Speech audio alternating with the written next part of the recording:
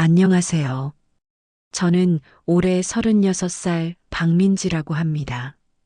오늘 여러분께 제 이야기를 들려드리려고 합니다. 부끄럽고 창피한 이야기지만 용기를 내서 말씀드리는 이유는 혹시 저처럼 힘든 분들이 계시다면 포기하지 말라는 말을 꼭 전하고 싶어서입니다. 그리고 제게 손을 내밀어 준 분들께 감사의 마음을 전하고 싶어서입니다. 2주 전까지만 해도 저는 이렇게 당당하게 제 얼굴을 보이고 이야기할 수 있는 사람이 아니었습니다. 충청남도의 작은 도시, 그곳에서 저는 하루하루를 버티며 살아가고 있었습니다. 아니, 살아가는 것이 아니라 그냥 죽지 않기 위해 숨만 쉬고 있었다는 표현이 맞을 것 같습니다. 제가 어떻게 이렇게 되었는지 처음부터 말씀드릴게요. 저는 평범한 가정에서 자랐습니다. 부모님은 성실하게 일하시는 분들이셨고, 저도 고등학교를 졸업하고 대학에 진학했습니다. 컴퓨터공학을 전공했고, 나름 열심히 공부했습니다. 졸업 후에는 중소기업에 취직해서 프로그래머로 일했죠. 월급은 많지 않았지만 독립해서 원룸에 살면서 제 힘으로 살아가는 게 자랑스러웠습니다. 부모님께 용돈도 드리고 친구들과 가끔 맥주 한잔 하면서 소소한 행복을 느꼈습니다. 그런데 4년 전 모든 게 무너지기 시작했습니다. 회사가 구조조정을 단행했고 저는 명단에 올랐습니다. 갑작스러운 해고 통보에 멍해졌지만 괜찮아. 젊으니까 다시 시작하면 되라고 스스로를 다독였습니다. 하지만 현실은 생각보다 냉혹했습니다. 이력서를 수십 군데 넣었지만 면접 기회조차 오지 않았습니다. 몇 번의 면접에서는 경력이 부족하다. 우리가 원하는 기술 스택이 아니다라는 이유로 떨어졌습니다.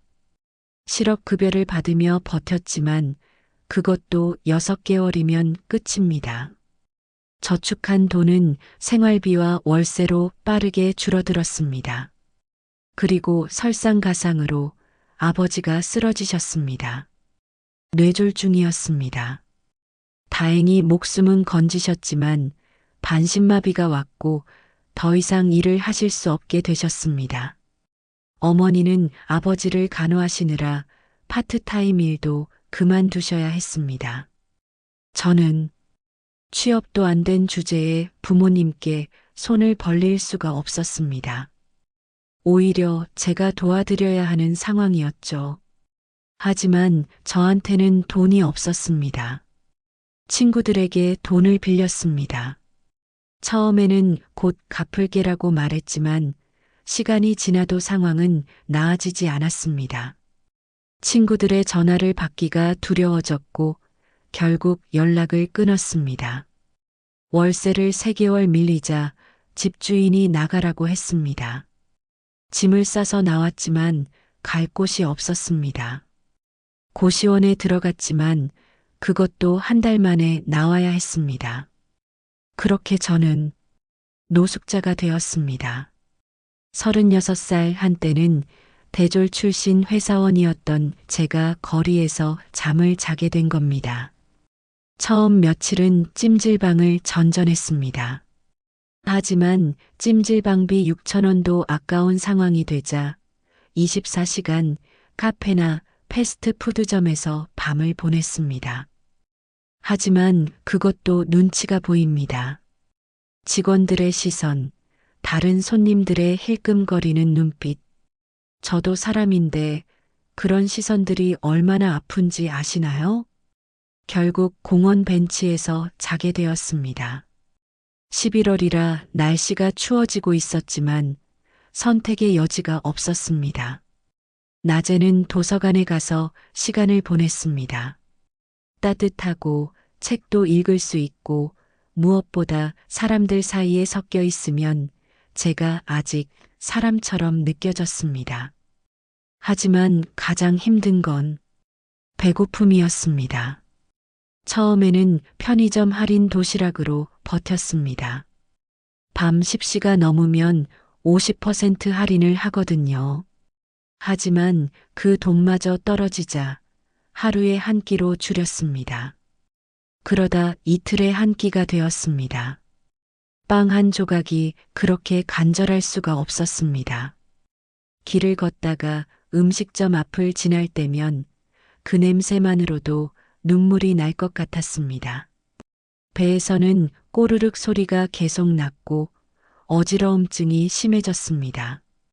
복지관에서 무료급식을 한다는 걸 알게 되었지만 그곳에 가는 것조차 용기가 나지 않았습니다. 나는 아직 젊은데, 일할 수 있는데, 내가 왜 무료급식을 받아야 해? 자존심이었을까요? 자기 기만이었을까요? 그렇게 버티다가 그날이 왔습니다. 11월 23일, 제 인생에서 가장 부끄러운 날이자 동시에 제 삶을 바꾼 날입니다. 그날따라 배가 너무 고팠습니다. 마지막으로 제대로 된 식사를 한 게 3일 전이었습니다. 편의점 쓰레기통을 뒤지는 것도 생각해 봤지만 아직은 그렇게까지는 하고 싶지 않았습니다. 밤 10시쯤 저는 동네를 걷고 있었습니다. 목적지도 없이 그냥 걷고 있었죠. 추운 날씨에 움직이는 게 조금이나마 몸을 데우는 방법이었으니까요. 그러다 경로당 앞을 지나가게 되었습니다. 불이 꺼져 있었고 조용했습니다. 무심코 창문을 들여다봤는데 탁자 위에 김치통과 쌀포대가 보였습니다. 제 심장이 뛰기 시작했습니다. 안 돼, 박민지. 그건 안 돼.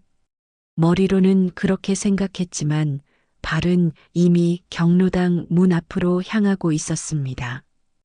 문을 살며시 잡아당겼습니다. 잠겨 있지 않았습니다. 그냥 조금만 김치 몇 조각만 먹고 나올 거야. 나중에 꼭 돌려드릴게요. 할머니, 할아버지들. 저는 안으로 들어갔습니다.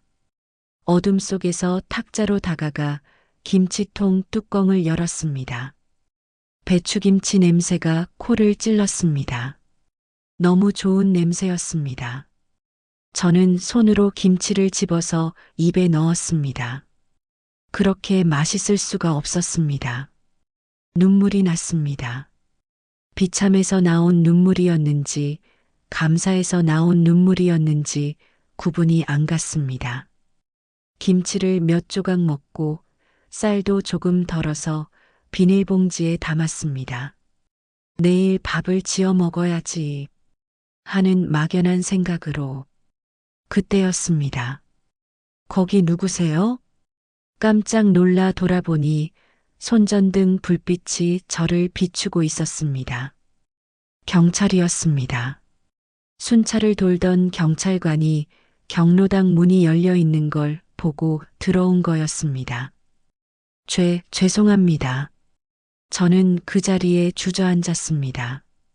손에 들고 있던 김치통과 비닐봉지를 내려놓고 고개를 숙였습니다.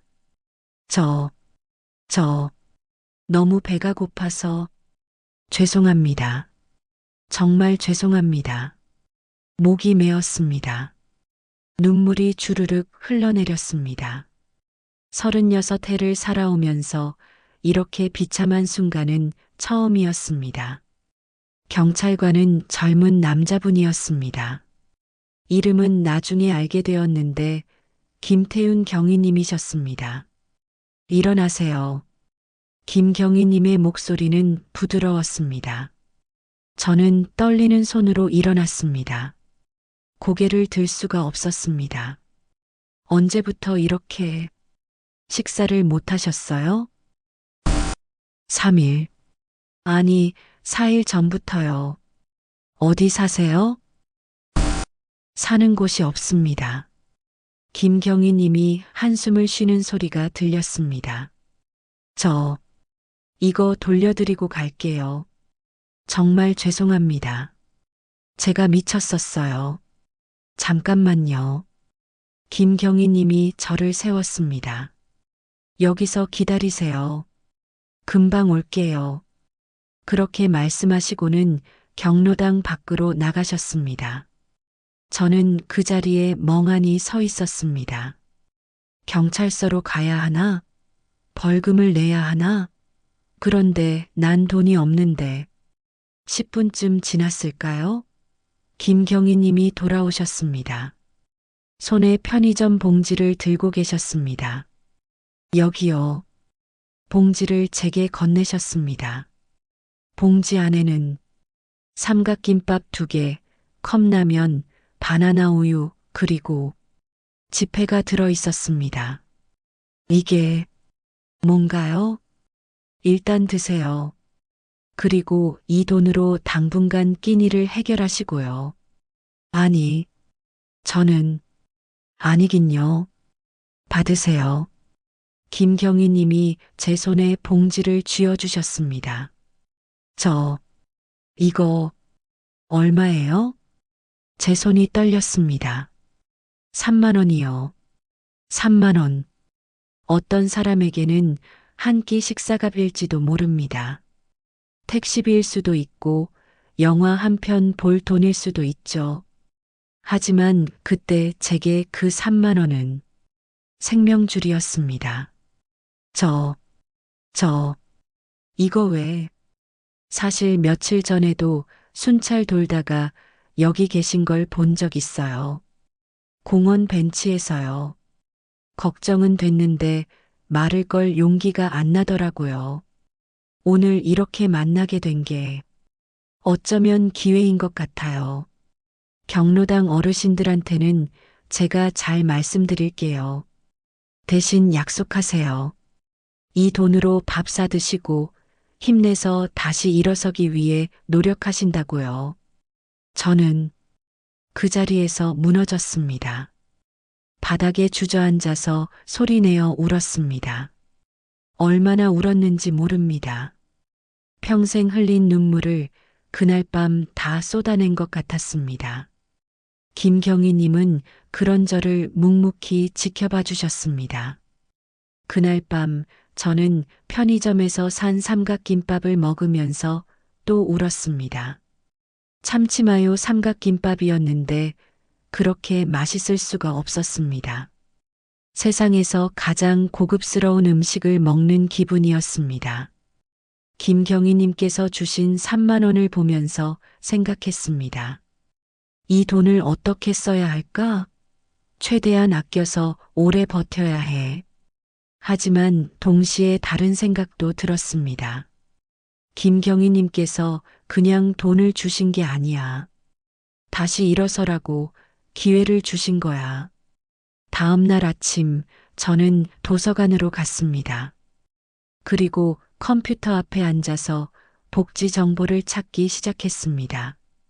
제가 받을 수 있는 도움이 뭐가 있는지, 어디로 가야 하는지, 창피하고 자존심 상하는 일이었지만 더 이상 혼자 버틸 수 없다는 걸 인정했습니다.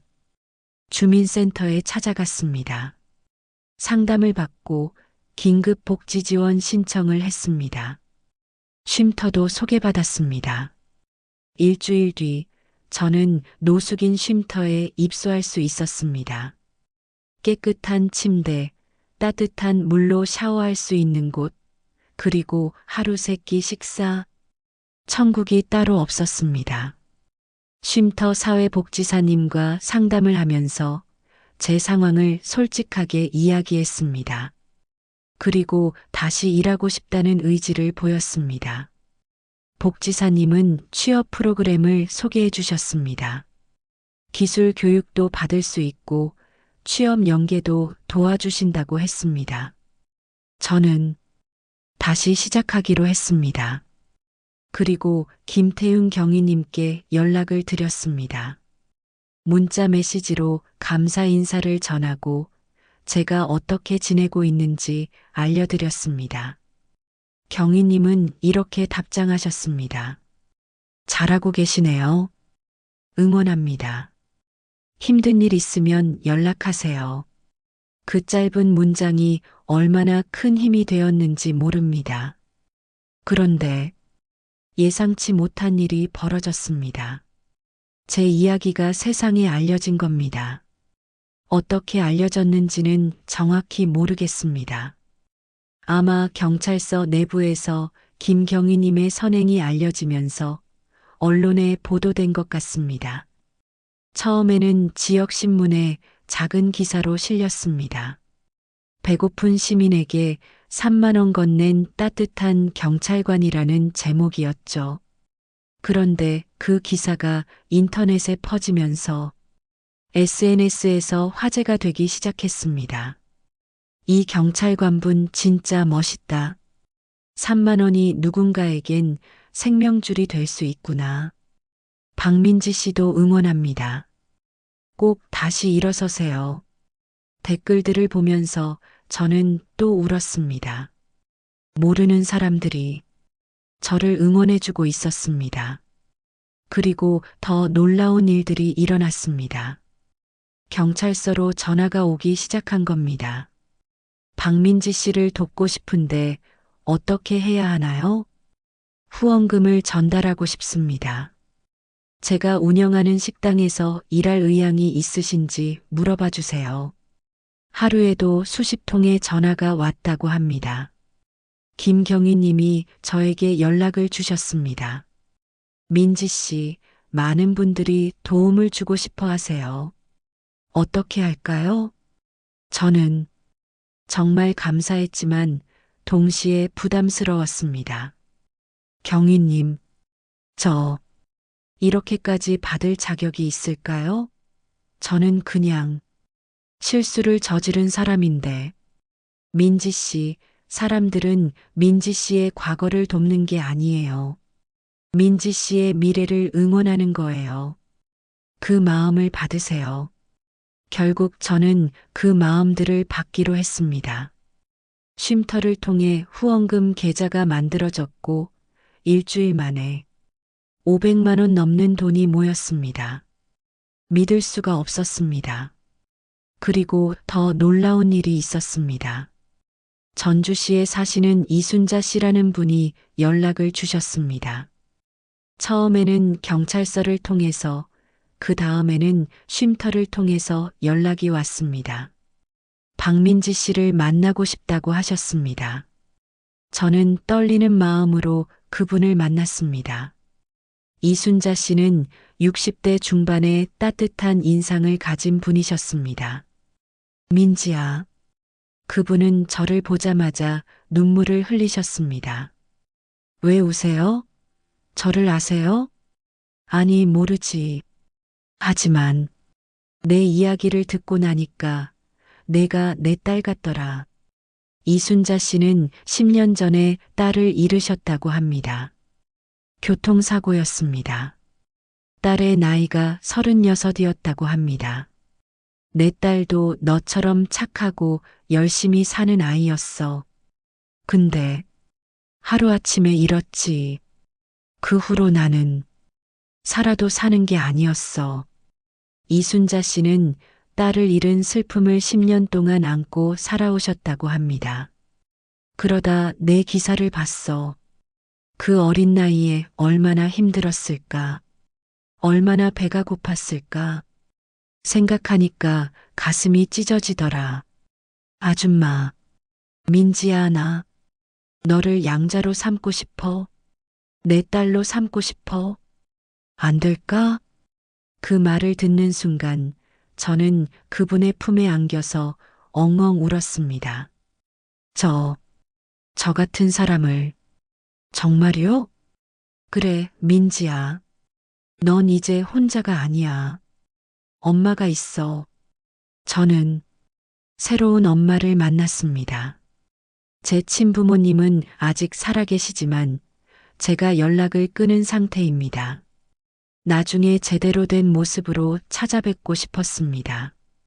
이순자 씨, 아니, 엄마는 저를 집으로 데려가셨습니다.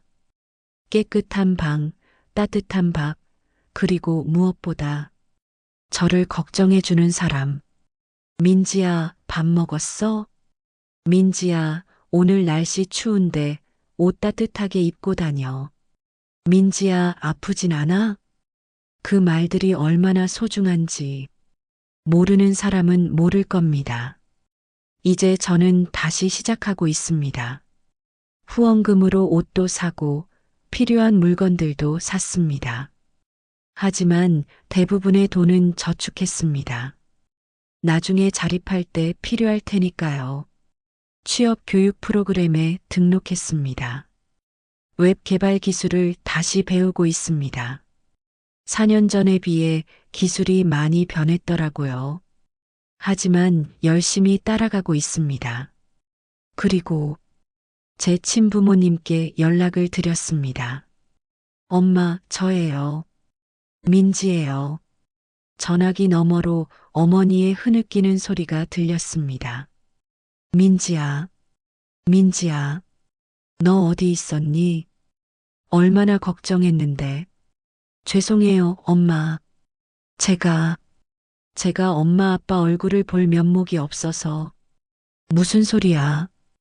우리 딸인데. 언제든지 돌아와. 저는 부모님께 제가 겪은 일들을 이야기했습니다. 그리고 이제 다시 일어서고 있다고 조금만 기다려달라고 말씀드렸습니다. 어머니는 울면서 말씀하셨습니다. 민지야, 내가 건강하고 살아있는 것만으로도 감사해. 천천히 해. 엄마 아빠는 여기 있어. 통화를 끊고 나서 저는 한참을 울었습니다. 제게는 두 엄마가 있습니다. 저를 낳아주신 엄마 그리고 저를 다시 태어나게 해주신 엄마. 두 분 모두 제게는 소중한 분들입니다. 지금은 2주 전과는 완전히 다른 삶을 살고 있습니다. 아침에 일어나면 엄마가 차려주신 밥을 먹습니다. 맛있게 먹어, 민지야라는 말을 들으면서요. 오전에는 취업 교육을 받으러 갑니다. 새로운 기술을 배우고 코딩 문제를 풀고 포트폴리오를 만들고 있습니다. 오후에는 도서관에서 공부를 하거나 자원봉사 활동을 합니다. 네, 자원봉사입니다. 제가 도움을 받았으니 이제는 제가 다른 사람을 도울 차례라고 생각했습니다. 쉼터에서 다른 노숙인 분들을 돕고 있습니다. 컴퓨터를 가르쳐 드리기도 하고 이력서 작성을 도와드리기도 합니다. 그리고 일주일에 한 번 김태훈 경위님을 만납니다. 경위님은 저를 격려해 주시고 조언도 해 주십니다. 때로는 그냥 차 한 잔 마시면서 이런저런 이야기를 나눕니다. 경위님, 그때 왜 저를 도와주셨어요? 저는 범죄자였잖아요. 한 번은 제가 그렇게 물어봤습니다. 경위님은 잠시 생각하시다가 말씀하셨습니다. 민지 씨, 저는 그날 범죄자를 본 게 아니에요. 도움이 필요한 사람을 봤어요. 그리고 3만 원으로 한 사람의 인생이 바뀔 수 있다면 그건 제 인생에서 가장 잘 쓴 돈이 될 거라고 생각했어요. 감사합니다. 정말 아니에요. 오히려 제가 고마워요. 민지 씨가 포기하지 않고 다시 일어서려고 노력하는 모습이 저한테도 큰 위로가 돼요. 그 말을 듣고 저는 또 울었습니다. 요즘 제가 눈물이 많아진 것 같습니다. 하지만 예전의 눈물과는 다릅니다. 슬픔과 절망의 눈물이 아니라 감사와 감동의 눈물입니다. SNS에는 아직도 제 이야기에 대한 댓글이 달립니다. 박민지 씨 힘내세요. 응원합니다. 당신은 혼자가 아니에요. 그 모든 댓글 하나하나가 제게는 큰 힘이 됩니다. 그리고 가끔은 이런 댓글도 있습니다. 저도 지금 힘든데 희망이 생기네요. 저도 포기하면 안 되겠죠? 민지 씨 이야기 보고 용기 얻었어요. 그런 댓글을 볼 때면 제가 이렇게 제 이야기를 공개하기를 잘했다는 생각이 듭니다. 제 경험이, 제 고통이 누군가에게는 위로가 되고 희망이 될 수 있다면 그것만으로도 의미가 있는 거니까요. 그래서 오늘 이렇게 용기를 내서 여러분께 제 이야기를 들려드렸습니다. 혹시 이 영상을 보시는 분 중에 지금 힘든 시간을 보내고 계신 분이 있나요? 경제적으로 어려운 분, 일자리를 잃으신 분, 가족과 떨어져 지내시는 분, 아무도 자신을 이해해주지 않는다고 느끼시는 분. 제가 말씀드리고 싶어요. 포기하지 마세요. 저도 포기하고 싶었습니다.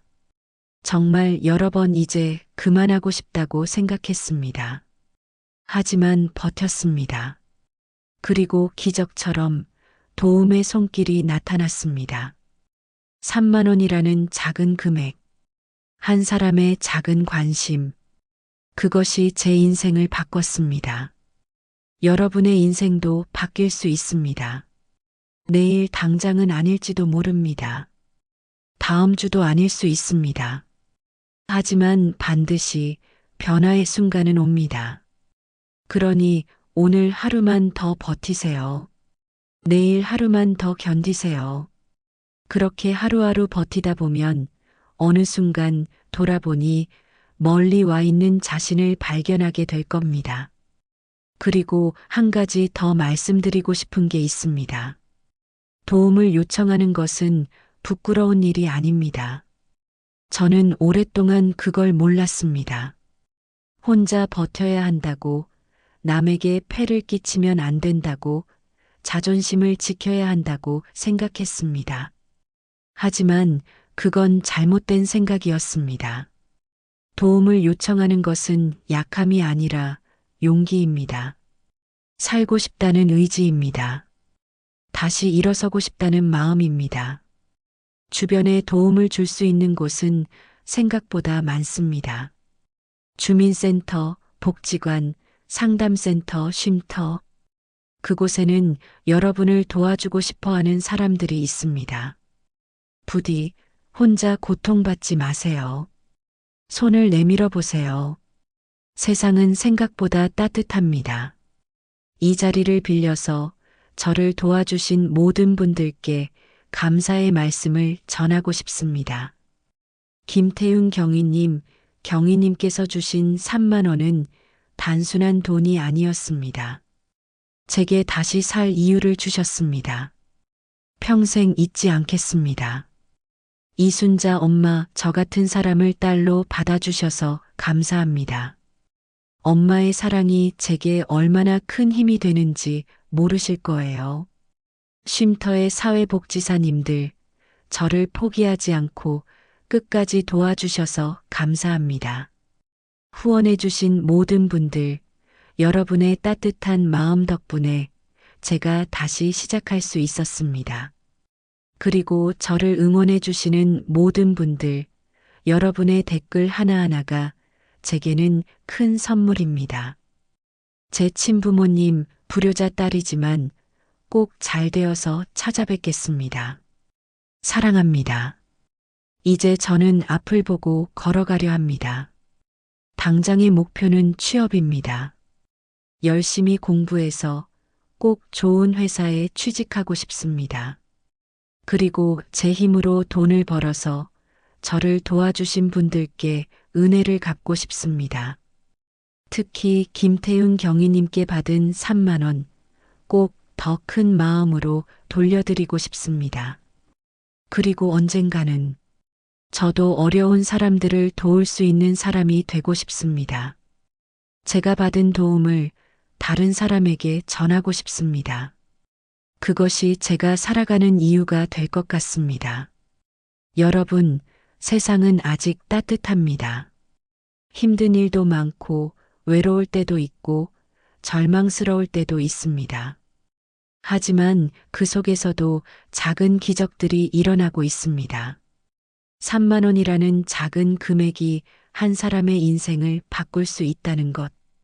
한 사람의 관심이 누군가에게는 생명줄이 될 수 있다는 것. 우리 모두는 서로 연결되어 있다는 것. 그것을 저는 배웠습니다. 그러니 포기하지 마세요. 오늘 하루만 더 버텨보세요. 내일은 분명 더 나은 날이 올 겁니다. 저 박민지가 그 증거입니다. 여러분도 할 수 있습니다. 꼭 기억해 주세요. 당신은 혼자가 아닙니다. 감사합니다.